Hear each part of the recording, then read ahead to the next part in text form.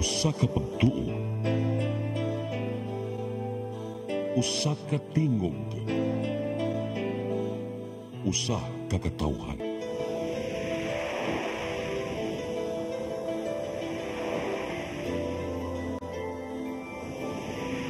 Cebu Catholic Television Network.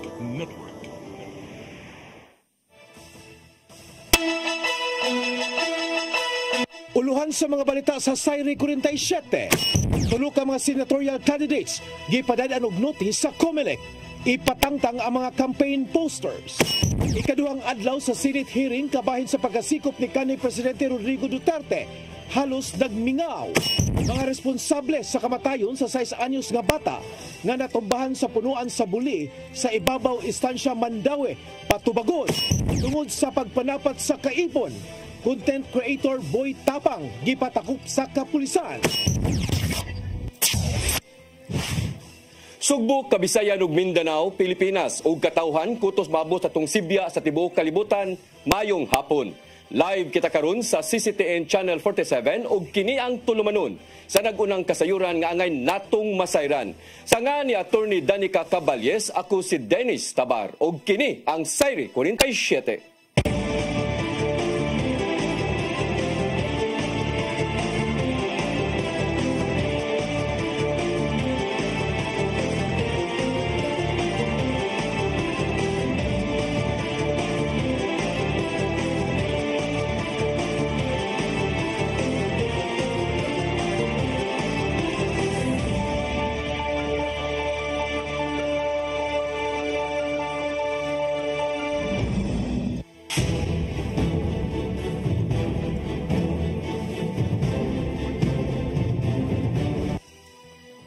Karon sa kumpletong detalye sa atong mga balita, tulo ka mga senatorial candidates na padad-ana og notice sa COMELEC Lapu-Lapu aron pagpatangtang sa ilang mga campaign posters nga gipamutang gawa sa common poster areas. Nadawat na usab sa COMELEC Lapu-Lapu ang 300 ka mga ballot boxes. Ang kasayuran ihatod ni Crystal Joy Filerca. Moabot sa 988 ka mga campaign poster materials ang nabaklas sa COMELEC Lapu-Lapu ato sa unang adlaw sa local campaign period ni adtong Marso 28. Matod ni Attorney Anjanet Lamban, ang COMELEC officer sa COMELEC Lapu-Lapu, nga sagad niini gipamutang gihapon sa mga poste ug mga kahoy. Lakip na sa nabaklas ang mga campaign poster materials sa national candidates nga makita sa ML Quezon Highway. Karong adlaw, nagpahigayon na usab sila og oplan baklas. Suma pa sa COMELEC officer nga ubay-ubay pa nga mga campaign posters ng ilang baklasunon tungod kay ubay-ubay ang wa misunod sa common poster areas. Gani, tulo na ka mga senatorial candidates ang napadalan og notice sa COMELEC Lapu-Lapu tungod sa ilang mga illegal campaign posters. Matod ni Attorney Lamban nga kung dili sila mopatuo sa unang notice nga ipatangtang ang mga campaign posters, padala na usab sila og ikaduhang notice. Kung wa gihapoy aksyon, mobuhat na og tukmang lakang ang COMELEC. Kung dili nila tangtangon, well, i-notify na ko sila again nga naa pa how ka mawala gitangtang naa pa man ang pabilin. So that's the time that the office we're going to file a complaint against that candidate for disqualification. Second time? Yes. Dili aksyonan. Ma-file may disqualification on the ground that violation. Samtang sa laing bahin, nadawat na usab sa COMELEC Lapu-Lapu ni adtong Marso 31 ang 301 ka mga ballot boxes o mga batteries sa automated counting machines nga gamiton karong Mayo 12. Ang gigamit nga ballot box sa roadshow maoy ika-302. Nibutyag si Attorney Lamban nga aduna pa sila gipaabot nga mga election paraphernalia. Will paabot ta sa uban nga mga paraphernalias sa gamiton for the FTS kay mag-una man tag FTS, so na siya dito ang manual na election return. Crystal Joy Filerca, CCTN News. Samtang sa laing balita, nahatag na ang tanan nga mga financial assistance ngadto sa mga residente sa Mandaue sa wa pa nagsugod ang local campaign period niadtong Marso 28. Kini suma pa ni Attorney Miguel Lumapas, ang Chief of Staff ni Mayor Glenn Bersidi, ug wa na kinahanglan nga mangayo sila og exemption sa COMELEC. Sa sayo pa nga gihatag sa syudad ang unang hugna nga ayuda sa senior citizens, person with disability, solo parent niadtong Pebrero ug Marso. Kabahin sa medical ug burial assistance mato ni lumapas nga suspensohon usab kini. Apan iyang giklaro nga kung adunay kasamtangang mga memorandum of agreement tali sa pribadong service provider sama sa pagpa-ospital, din ang provider mudawat og warrant letters o mutugot sa pagbayad human sa election ban, ang mga serbisyo mahimo pa nga magamit sa pagkakaroon. Because ang rule gid na atong i-follow is what is the disbursement of funds during the election period. So it goes i-follow po ang burial assistance na to. Kung na existing MOA, pwede ra unhan, but no payment yet. Gitataw ni Delegate Mayor Ronald Alan Sisanti nga way nahitabong overlapping sa mga infrastructure projects sa ilang lungsod. Kini ang nahimong pamahayag human sila gipasakaan og kaso sa National Bureau of Investigation 7 tungod sa giingong pagpangunsabo ngadto sa DPWH ug sa gikuhang kontraktor. Gihimakak niya ang pasangil nga igo lang gitrabaho sa LGU ang road project sa Barangay Poblasyon, inay ang DPWH lang. Dugang panisisante nga nagpakita sila kung nakapakita sila sa buhatan sa NBI 7 bahin sa reklamo nga giduso sa kanhi municipal engineer apan wa gidawat ang ilang ebidensya. Maong maglisod sila sa pagdipinsa sa maong pasangil karon nga gipaabot pa ang kopya sa reklamong giduso ngadto sa ombudsman. Unfortunately, NBI Region 7 despite its duty of mandate to conduct efficient and comprehensive investigation, choose not to accept our evidence. They did not even give us a copy of the alleged complaint filed against us despite our request.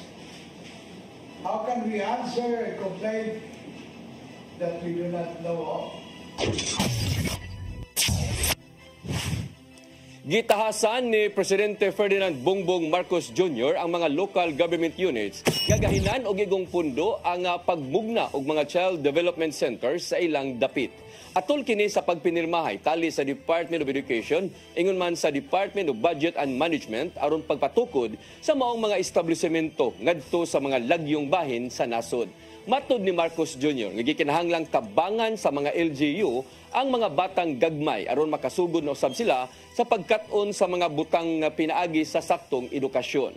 Dugang pa niya nga naa sa 3,800 ka mga barangay sa Pilipinas ang wapay child development centers maong kinahanglan kining matukod sa gikatakdang panahon.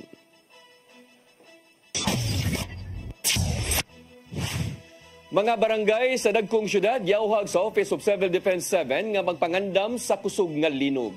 Kini moy ang ngayang pangandaman human sa magnitude nga 7.7 nga linog didto sa nasod sa Myanmar. Ang kasayuran ihatod ni Gian Navarro. Ang ngayang kapanaminan sa tanan ang naitabong magnitude 7.7 nga linog sa nasod nga Myanmar diin libuan na ang nangamatay. Samtang adunay mga nagpabiling missing nga gipangita na karon sa mga rescuers sa maong nasod.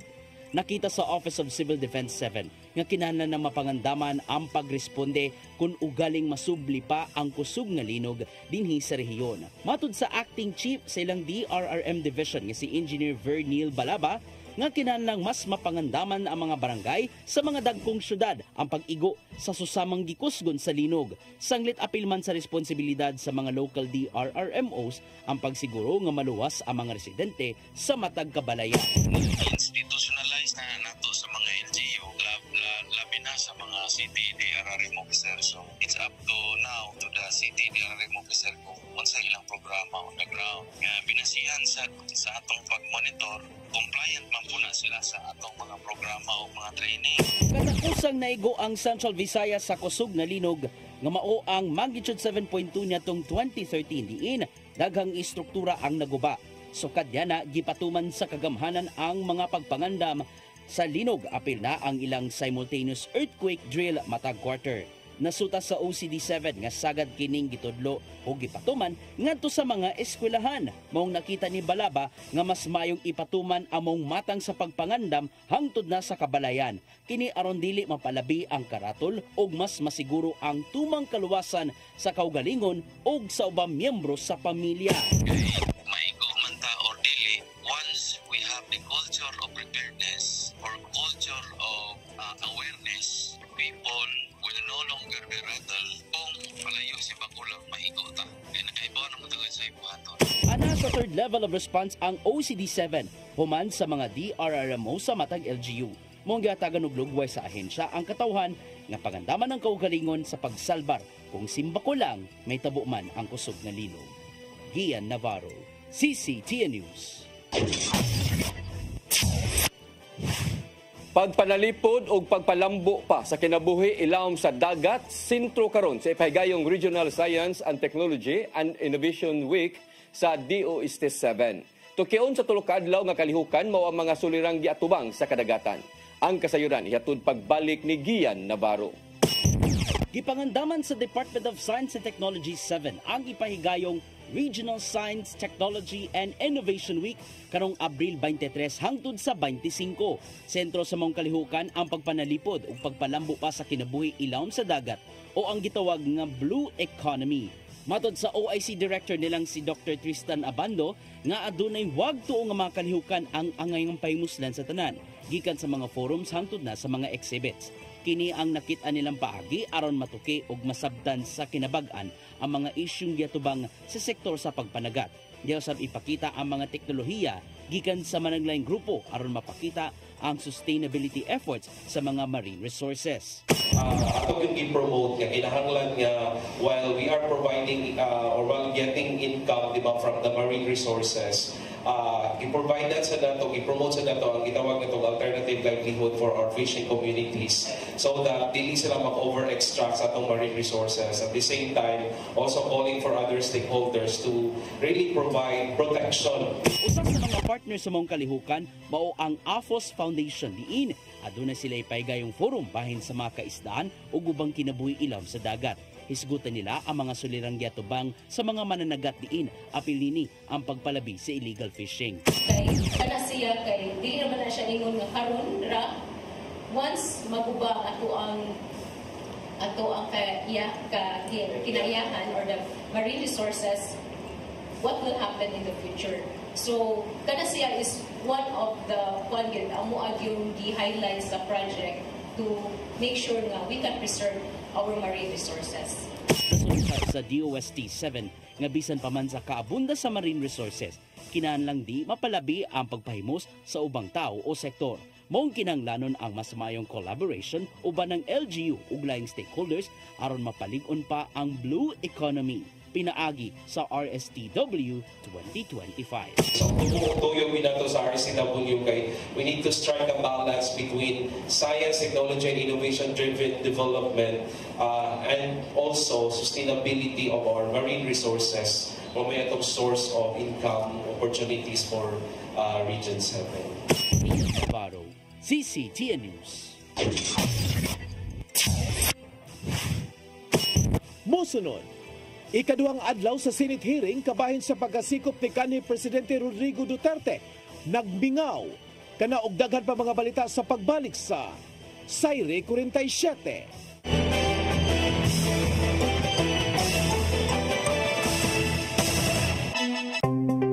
Discover the beauty of the Philippines.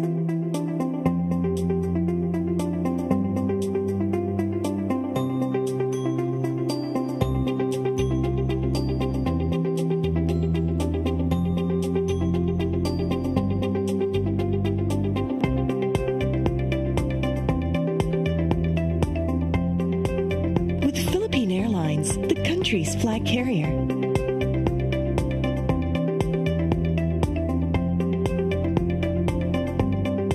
The airline that lets you feel the warmth of the nation.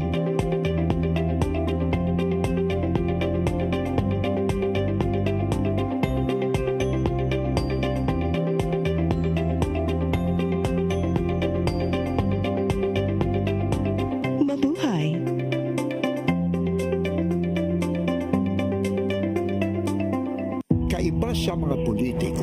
Matagal lang ginagawa ni Ariel Querubin ang ipaglaban tayo. Kahit sariling buhay inaalay. Ngayon, iba ang laban. Pero tuloy ang misyon ni Ariel Querubin, ang ipaglaban tayo. Kung medalya ang sukatan at hindi pera, si Ariel Querubin ang ating bayani na karapat-dapat sa Senado. Pag may Ariel Querubin sa Senado, may bayani tayo sigurado.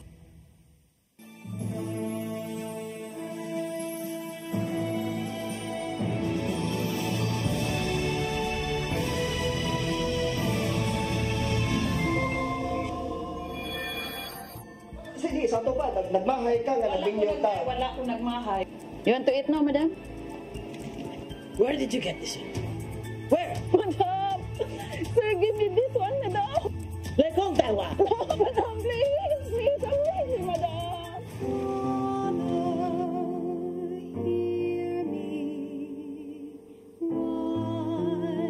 Di ko ganahan mo ulit Pilipinas kay gusto ko. Mangita dyan kong trabaho na rin tabangan ako ninyo.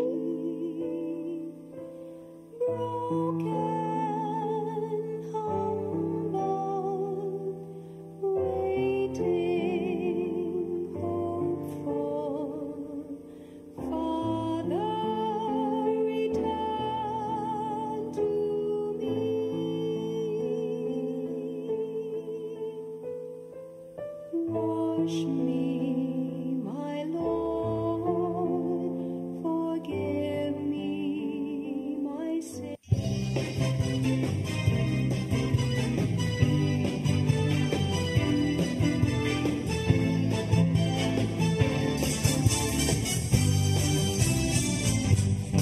This is of love. This is of community. See every we are all the family, praising the Lord. Jesus Christ will marry. We are one. Nothing better time to be. Lord God is wanting sharing happiness and understanding, unity and peace in the name of the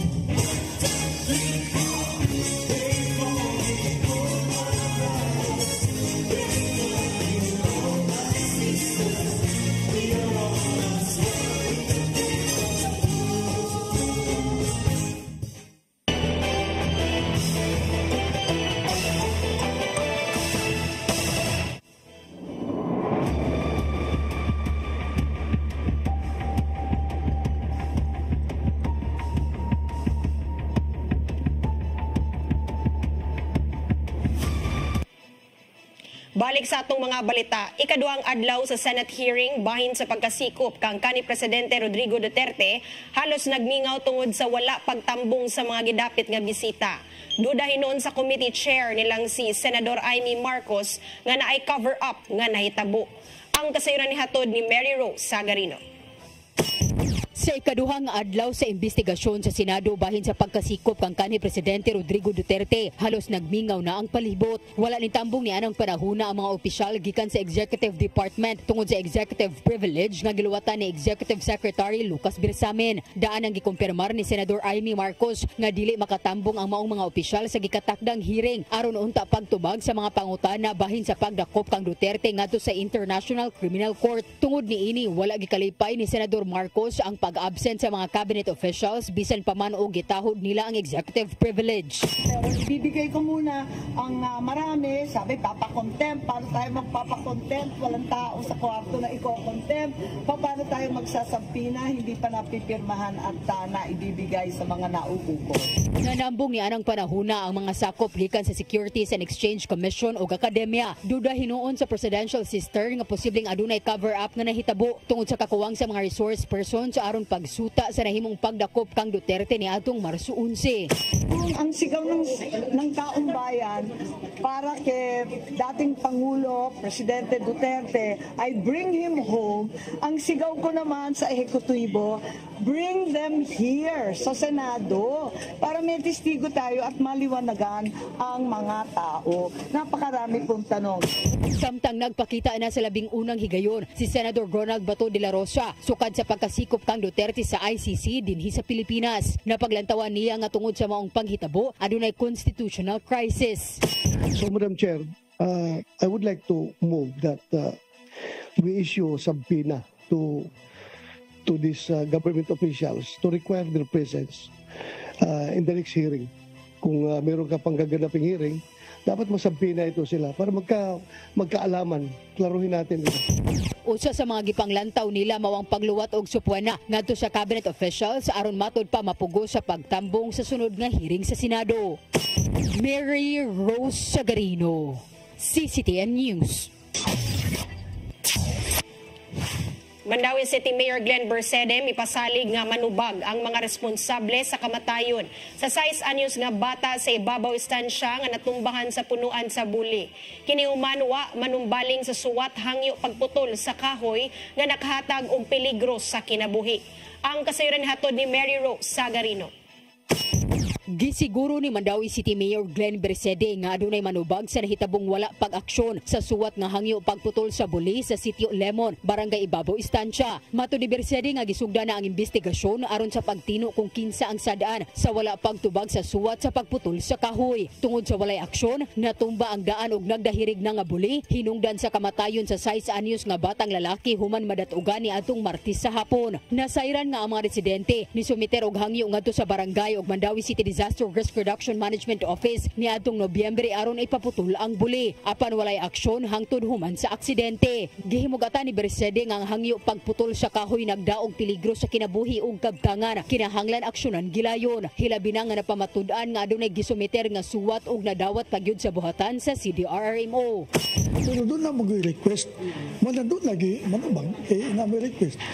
Kaya kung wala request, tabo lagi ito nga iya lang kagalingon yan. Kaya gitawag nga ito, Prospecto 7, Akog God, inga na bitaw. Sa inga na unta, way manubag kay inatabo man nga sa kinayahan ba, kinayahan, itabo ba. Pero doon na mag-liter nga ipaputol, nga nung aksyon nga na bitaw. Si Kapitan Romulo E. Chavez sa Barangay Ibabaw Istansya nagkanayon nga nagsumiter na usab sila og laing hangyo ngadto sa City Environment and Natural Resources Office aron sa pagputol sa laing Buli sa lugar na hitabuan. Sa nasayra na ang barangay ni padaog suwat sa senro pag-request aron pagputol sa Buli ni atong Nobyembre 7 tuig 2024 diin gipasa usab sa buhatan ngadto sa CDRRMO. Nakita nato nga maglisod sa og putol gani gidadan to na mo og chainsaw og boom truck nga mohol pero naamang murag stick na power line nga delikado nga if in case nga masipya ta masigdako na noon kayo og damage motong nagsuwat gyud ta ngadto sa Maxenro. Tungod sa aksidente matud ni Chavez nga dugang request ang ilang nadawat gikan sa mga residente paghangyo pagputol sa kahoy sa ilang dapit lakip na sa sitio kay Mito. Mary Rose Sagarino, CCTN News. Cebu City Mayor Raymond Alvin Garcia may painumdum sa tanan nga kinahanglang sabton og hangpo ng mga kaagi sa dakbayan sa Sugbo. Kini mao'y gipalanog nga mensahe atol sa paghandom sa Battle of 3 de Abril karong adlaw. Ang kasayuran hatod ni Gian Navarro. Gihandom ni adlaw sa syudad sa Sugbo ang Battle of 3 de Abril, di nahitabo ang panagsangka sa mga katipuneros batok sa mga katsila. Gipanguluan nilang Mayor Raymond Alvin Garcia among seremonya nga gipaygayon sa 3 de Abril Street ning Dakbayan. Gisugdan kini sa usa ka civic military parade nga gisalmutan sa masakop sa Cultural and Historical Affairs Commission Konchak, Kapulisan, Coast Guard ug uban pa. Gisundan usab sa mubong nga presentasyon diin gidramatize kung unsay nahitabo niadtong Abril 3, 1898. Usa sa mga gipakigbisugan na ng panahona sa mga Sugboanong katipuneros mao ang kagawasan sa nasod nga Pilipinas batok sa mga buot nga mulupig. Human ni halad og mga buwa, ni painumdum si Mayor Garcia ngadto sa mga nanambong nga kinahanglang hangpon og sabton ang mga mainungdanong bahin sa kasaysayan sa Sugbo. They did not have the advantages of power or number. What they had was courage. What they had was conviction. What they had was the unshakable belief that their homeland was worth fighting for. Pagdapay na sa daghang mga panahon, gagati Garcia ang matag Sugboanon nga mahimong bayani sa tagsa-tagsa nilang kamakaugalingon ning mga panahona. Kini aron sa gubangon ang managlaing hagit nga giatubang ning panahona sa atong katilingban. As we honor our heroes today, let us also commit to becoming heroes in our own ways, whether it is in our families, whether it is in our work, and in our service to this beloved city. Ian Navarro, CCTN News. Gitunol na sa Cebu Provincial Government ang deed of sale ngadto sa mga Pag-ibig funds alang sa 16 ka mga provincial lots sa Opra, Barangay Kalunasan, siyudad sa Sugbo. Lauman nga masugda na sa mga nanimuyo sa Opra ang pagbayad sa housing loan ngadto sa Pag-ibig Fund ubos sa nahimong kasabutan ngadto sa Kapitolyo.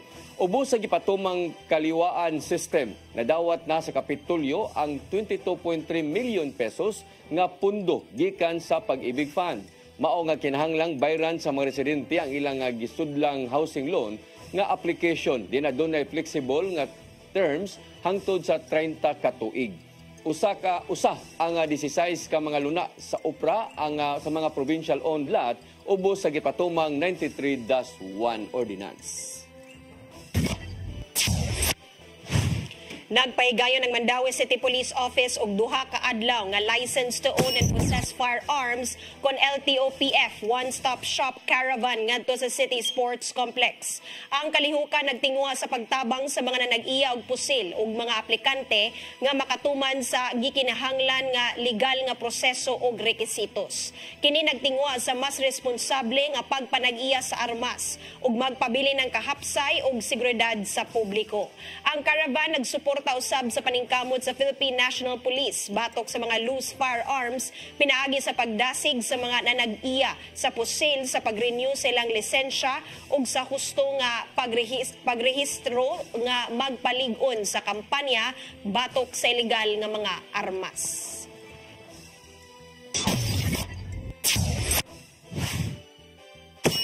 Mosunod, tungod sa pagpanapat sa iyang kaipon, content creator Boy Tapang gipadakop sa kapulisan. Kanaog daghan pa mga balita sa pagbalik sa Sayre 47.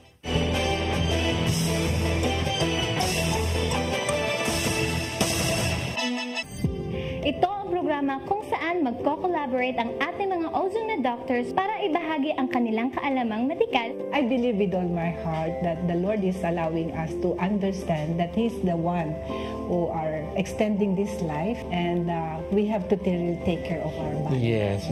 Matag episode, among ipaambit ninyo ang mga healing testimonies. Every day, pag-gising ko, iisip ko kung ilang taon na lang yung katagal ko, yung ganun. This is your path to a new start. Ozone Med Wellness Clinic New Start. Napapanood every Saturday, 8 to 9 a.m. Og ang replay airing matag Miyerkules, 1:00 hangtod 2:00 sa hapon. Dinhi lang sa CCTN Channel 47.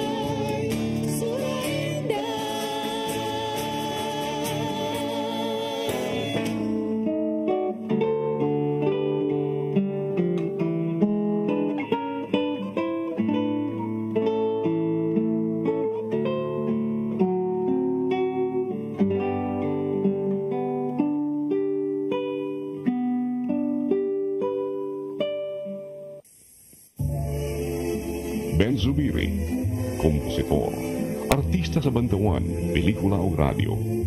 Mas nailhan sa ngang Iyo Carbo. Si Ben Zubiri ang isuwat sa way kamatayong awit Matod Nila.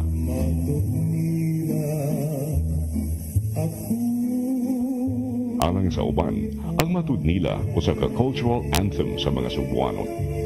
Gawa sa Matod Nila, si Ben Zubiri usab ang isuwat sa mga immortal nga awit sama sa ikaduhang bathala. Alma Bonita, ang palad ng buo, gugmang gipati ko, pasayawa ko dahi. Si Ben Zubiri namatay niya atong 1969. Apan ang iyangan, buhi kanunay sa kasing-kasing sa mga taong padayong nag-awit sa iyang mga komposisyon. Ben Zubiri, garbo sa Subo. Subo ano ni?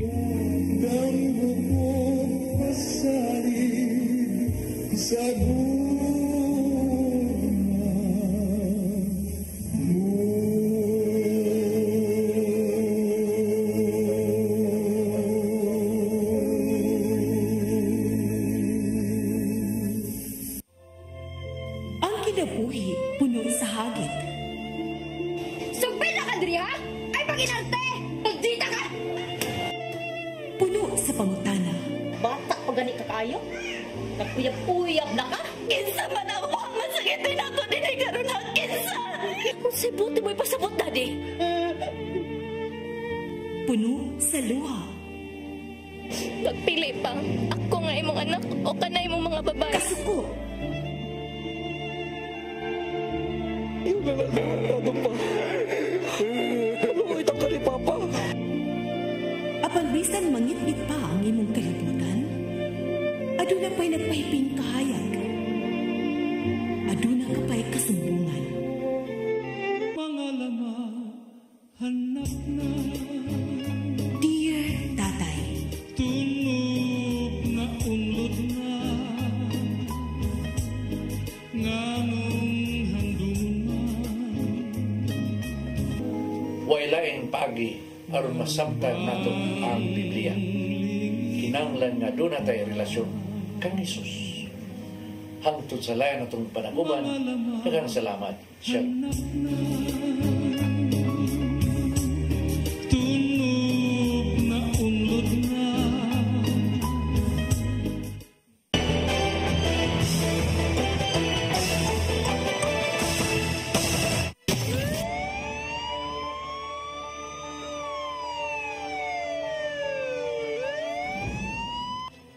Balik sa ato mga balita, inila nga content creator nga si Boy Tapang gipadakop sa kapulisan human gituhuang nanapat sa iyang kapikas kon kapuyo.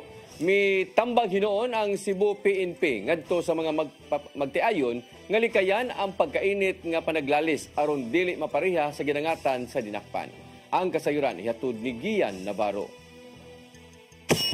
Gikumpirmar sa kapulisan nga nadakpan ang inilang content creator nga si Ronnie Suwan alias Boy Tapang kagahapon sa lungsod sa Alcoy.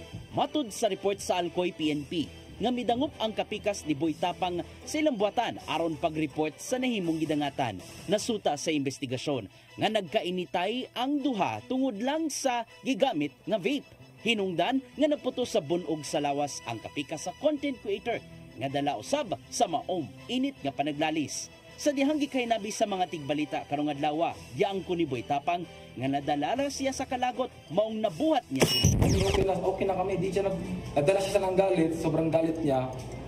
Nag-report siya dito, ganun, kasi galit na galit siya. Siyempre, natik advantage niya sa otak niya na di naman ako normal na tao, may pangalan din. I-report kita, sure ako na makakahiya ka. Ganun, pinagsisiyan din naman niya, naging siya ng sorry sa akin na nangyari ganito. So, yun sir, naintindihan ko naman, walang problema sa akin. Sab sa inquest proceeding si Boy Tapang, subay na sa gidusong nga kasong physical abuse ubos sa Violence Against Women and Children Act, patok kaniya. Tungod lang sa mong gidangatan, mipainomdom ang Cebu Provincial Police Office sa ubang magtiayon nga kung mahimo, likayan ang grabing tensyon aron dili na mosanpot sa pagpamunog. Matod sa Provincial Director nilang si Police Colonel Jovito Atanasio, nga andamino ng Women's Desk sa Kapulisan aron pag-atiman sa mga kasong may labot na sa pagpala. So, i-prepare na sa atong police women's doon sa Alcoy ang kaukulang pag-file sa kaso aning vlogger na si Boy Tapang. Para dili na tularan sa uban pa nga ang ato ipairal nga panggao ng mga babaihan ng kalalakihan dili kay sa bubugon. Navarro, CCTN News. Ikatulong nga giduda ang responsable sa pagpatay sa usa ka negosyante sa lungsod sa Tabugon. Nadakpan sa mga kapulisan sa Dakbayan sa Sugbo. Apan nakita sa kapulisan sa probinsya sa Sugbo nga dili pa case closed ang maong krimen. Ang kasayuran hatod ni Mary Rose Sagarino. Nadakpa na sa mga sakop sa kapulisan ang ikatulo sa gidudahang sospek sa pagpusil patay sa usa ka negosyante sa lungsod sa Tabugon. Giila kini sa mga otoridad nga si Jovan Gasalatan, 23 anyos, og nagpuyo sa City of Viking, Barangay Mambaling, syudad sa Sugbo. Si Gasalatan mao ang gitudlo nga gunman ngadto kan Junicio Dosdos Jr. niadtong Marso 31 sa Barangay Ilihan sa lungsod sa Tabugon. Samtang una nang nadakpan ang laing duha ka mga responsable sa maong pagpamusil diin anang panahuna nagdrive sila sa sakyanan. Apan nakita sa Cebu Police Provincial Office nga dili pa makonsiderar nga case closed ang maong pagpamanhig. Matud ni CPPO Director Colonel Jovito Atanasio nga gipangita pa nila ang middleman nga posibleng utok usab sa maong krimen. Sa among pagsinabi, sir, siguro nagpangita lang ani, wala man tayo ginaingon din criminal gang. Kaya prior is wala tayong criminal gang. So, ba't makaingon kita nga kini sila is the gun for hire? Wala usab matataw sa kapulisan kung unsa man ang motibo sa maong pagpang-ambush tungod kay padayong gi-verify ang mga pamahayag gikan sa mga dinakpan. Hinuon di pa ilawom pa nila ang investigasyon sa mga otoridad pinaagi sa mga nakuhang CCTV footage dool sa nahitabong krimen.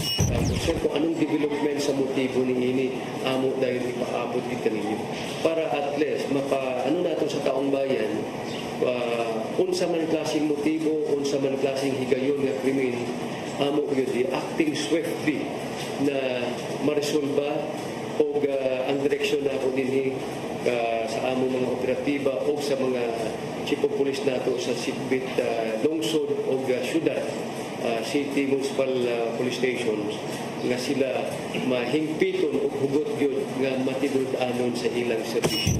Gikustudiya una sa Tabugon PNP ang maong dinakpan dungan sa pagduso na sa kasong murder bato kaniya. Mary Rose Sagarino, CCTN News. Mactan Cebu International Airport mitataw pagbalik nga dili tanimbala ang nahitabo sa dihang usa ka 47 anyos nga babaeng pasahero ang nakuhaan og bala pinagi sa pagpagawas og opisyal nga pamahayag kini tungod kay base sa gipalawman nilang investigasyon wa sila nakitang ebidensya sa pagmamatuod niini. Ang kasayuran ihatod ni Crystal Joy Erca. Giklaro pagbalik sa Mactan Cebu International Airport Authority nga dili tanimbala o laglag-bala ang nahitabo sa dihang usa ka 47 anyos nga domestic passenger ang nakuha og 4 ka bala sulod sa iyang hand carry luggage sa Terminal 1 ni adtong Marso 27. Sa pamahayag nga giluwat sa MCIAA kaganihang buntag, gipalaw man nilang investigasyon kabahin sa mong insidente. Gisubay nila pagbalik ang mga CCTV sulod sa airport ug gilabi na gyud atol sa aktual nga pag-inspect sa bag sa maong pasahero. Base sa investigasyon, way nakitang ebidensya ang mga opisyal aron sa pagpamatuod nga tinuod ang maong aligasyon. Suma pa sa management nga kini nagpasabot nga ang maong bala gida mismo sa pasahero ug wa to gibutang sa bag sa bisan kinsang personnel sa airport. Giawhag sa MCIAA ang publiko nga likayan ang pagbuhat og mga aligasyon nga way igong basihan. Mipasalig ang management sa mong tugpahanan nga prioridad nila ang seguridad ug kaluwasan sa ilang mga pasahero. Matod ni Attorney Glenn Napuli, ang Assistant General Manager sa MCIAA, nga kung adunay mga reklamo ang mga pasahero, mamahimo silang mo-contact sa ilang hotline number. Naamoy concerns dahil nagduda mo kung prohibited ba ang item ngayon na doon, tawag lang mo na atay hotline 24/7. Number is 494-7000. O dayala na isulti inyong concerns. Kung naamoy mga complaints, tanan, anything issues inyo for the airport, open me nga maminaw na open me nga mo assist. Crystal Joy Felerca, CCTN News. Mo kadtong naglangkob sa atong mga balita sa Sayre 47, ako si Dennis Tabar. Ako si Danica Cabales, sangtod ugma sa inyong paboritong tulumanon. Sayre 47.